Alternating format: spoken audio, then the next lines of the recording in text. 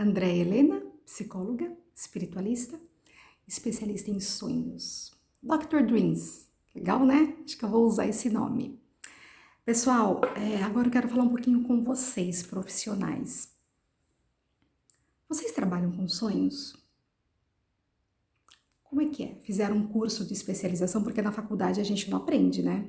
Na verdade, na faculdade a gente aprende muito pouco em relação à parte prática mesmo, não é?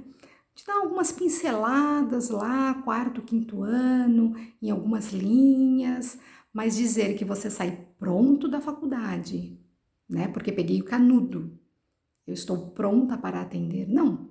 Então, depois disso, a gente precisa fazer uma pós, você precisa fazer uns cursos de especialização, e na verdade não acabou, né? Ai, me formei, ufa, pronto, enfim, não. É só um começo longo de uma linda e importante missão e jornada na minha vida, na vida de vocês e na vida dos outros, aqueles que chegarão até nós. Bacana, né?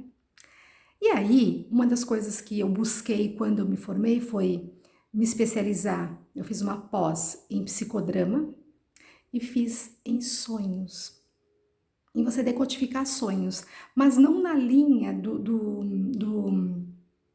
Freud.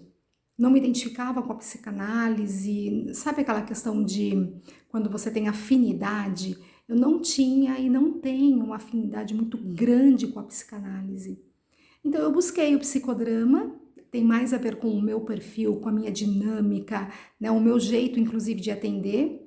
E sonhos sempre foi uma questão assim muito própria minha, sabe, muito peculiar inclusive na minha vida, porque eu sempre gostei de sonhos, eu sempre contava os meus sonhos desde pequena. Às vezes eu desenhava os meus sonhos. Uma vez eu pensei assim, nossa, já pensou se a gente tivesse um gibi dos sonhos? Pessoa, imagina um gibi personalizado de sonhos. Seria muito bom, né? Massa, né? Mas, quem sabe, né? Não fiz nada disso. Porém, com os meus pacientes, eu tenho um registro dos sonhos deles, né? E é bem bacana porque eu entendo sonhos como um quebra-cabeça do eu inconsciente. O que é o inconsciente? Né? O inconsciente são todos os conteúdos, tá? Que você deixa guardado lá atrás e que, né, numa terapia, cursos de autoconhecimento, meditação, ferramentas com expansão de consciência, você acessa, tá? E o sonho acessa bastante, tá? E é muito tranquilo porque a gente sonha, pessoal, de 5 a 7 sonhos por noite, só que a gente não lembra, tá? E por que sonha tanto, né? E por que vem no inconsciente? Por que não vem no consciente no dia a dia e pronto?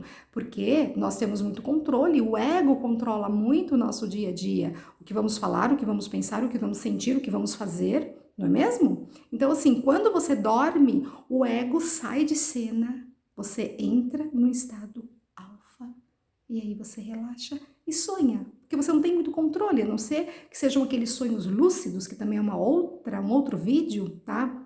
Mas você fica ali no estado de relaxamento, completamente em conexão com o seu mundo interno a nível inconsciente. Por isso que dá para sonhar. E por isso que os sonhos assim são tão... As pessoas falam assim, nossa, mas é um sonho muito bizarro, ou é um sonho muito louco, é um sonho muito bobo, é um sonho nada a ver. Deixa o profissional ver se realmente é um sonho nada a ver. Às vezes, alguns pacientes falam assim, Andréia, mas eu nem vou contar muito esse, sabe? Porque esse aí não tem nada a ver. Eu falei assim, deixa eu ver se não tem nada a ver. E sempre tem a ver. Sempre tem a ver. O sonho, o tema, na verdade, que eu quero trazer hoje é sobre sonhos repetitivos. Às vezes a pessoa passa anos da vida dela sonhando o mesmo sonho. O que muda é um pouco os personagens, o ambiente, um pouco da interação, o foco afetivo, mas eu sempre sonho com um homem que vive correndo atrás de mim, me espiando no banheiro, me espiando no quarto, sempre sonho, sonho, sonho, né? Aí um dia essa pessoinha vem para a terapia, e aí a gente começa a trabalhar, né, a questão da sexualidade, da nudez, da figura feminina e da figura masculina. do sagrado feminino e do sagrado masculino.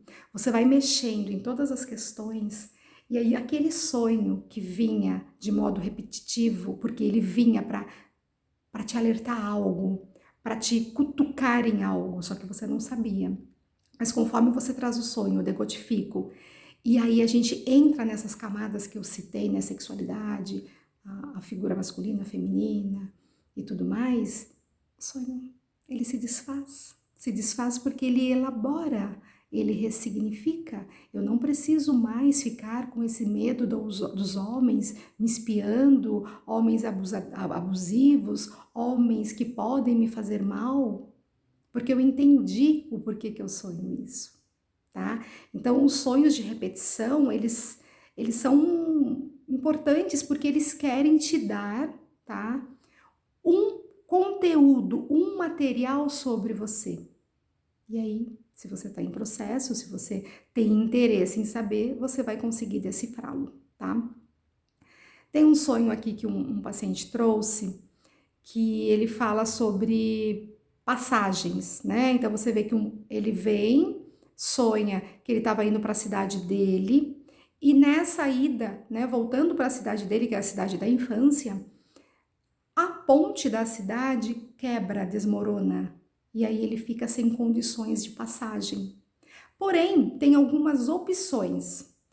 Uma mulher diz: você pode pedir emprestado para nós um grande trator e a gente pode te rebocar. Você pode tentar ir com cuidado ali, de um jeitinho de você passar. E ele tinha também a opção de esperar o pai dele, o tio dele, para que ele, o pai ou o tio, fizesse essa passagem com ele. E é bem interessante porque esse paciente tem uma questão com o pai, que a gente está trabalhando, está muito lindo o processo dele. E aí a gente começa a ver algumas situações que, por conta de crenças, modelos que o pai, né, foi formatando a vida dele, ele não consegue fazer a passagem para uma outra fase de vida, para uma outra escolha. Por quê? Porque ele está preso, né, em tudo que o pai falou como que tinha que viver a vida. É assim que se vive a vida, é assim que se lida com um profissional, com um trabalho. Não pode ter prazer, tem sempre que ter um dever, não pode descansar, tem sempre que estar sendo uma pessoa útil. Então ele está preso nisso. E o sonho vem, né? E ele, né, fala: olha, nós temos aqui, a mulher fala do sonho, nós temos aqui um trator que pode te ajudar a fazer essa passagem. Mas ele fala não, né? Ele fica indeciso e acha que eu vou esperar meu pai, né? Então é assim, eu acho que eu vou esperar resolver primeiro coisas com o meu pai internalizado, para eu poder fluir a minha vida. E tá, passou mais ou menos 2 meses, ele sonha com o mesmo sonho de repetição, tá? Só que muda elemento, muda personagens e muda ambiente. No qual ele estava numa situação X, que ia acontecer no dia seguinte, e ele foi para um parque de diversão antes, né? Já que eu vou pegar, né, ter essa situação X, era o casamento, e é algo sério, algo de comprometimento, né? Família, mais responsabilidades, não é uma decisão, né, à toa, é um casamento. Então, no sonho veio: vamos curtir num parque aquático? Só que ele não conseguiu curtir. Todo mundo curtiu nesse parque aquático e ele não curtiu porque ele não tinha sunga. Não podia ir de bermuda, não. Então, assim, ele foi impedido pelo mundo interno dele de poder aproveitar um pouco esse estado, né? Esse estado de graça, de leveza, de prazer, né? De permissividade. E aí, não conseguindo divertir, o parque fechou.